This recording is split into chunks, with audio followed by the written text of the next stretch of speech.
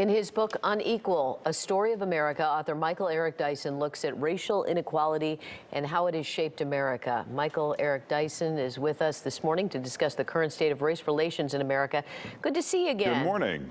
Always great to see you all. Great to be here, and thanks for having me on. So let's talk about, everyone's talking about this horrible situation in Buffalo, and it's hard to believe you have an 18-year-old with a manifesto and a weapon, and it's a horrific situation, and I'm wondering what you think this all means for the state of race in America.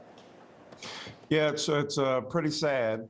But predictable. When you have that kind of mixture of easy access to weaponry, the kind of worship of the Second Amendment as if it were the Second Commandment, and the kind of white supremacist logic that continues to inform so much of what we do, along with the neo-fascist implications of certain governmental bodies and agencies, let's be real, certain parties that have tolerated bigotry, that have seen it rise and yet haven't tampered down on it, haven't attempted to address it and allow it to circulate within their own bodies. It's a very unfortunate, tragic situation, but one we've got to do a lot more in order to get rid of it. I think we perceive the white supremacists and the guys in the fatigues as some fringe movement.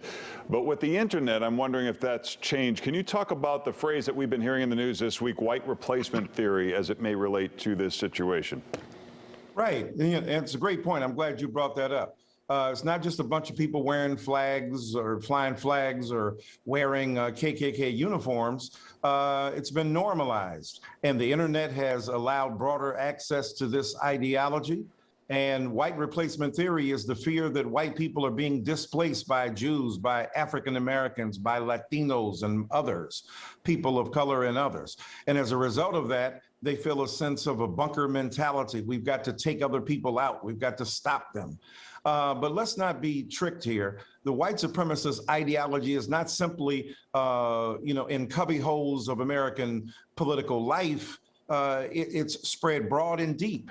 And the belief of inherent inferiority, the belief that some people are better than others, the belief that some immigrants ought to stay back where they are, and those sentiments, that contributes to an overflowing ideology that has really flooded American society in ways that are dangerous and that we have to pay attention to. We're worried about terrorists coming in from without. We don't pay attention to those who are from within. Well, Michael Eric Dyson, always a pleasure to talk to you. The book is called Unequal, A Story of America, available now. Thanks for being with us. Thanks for having me.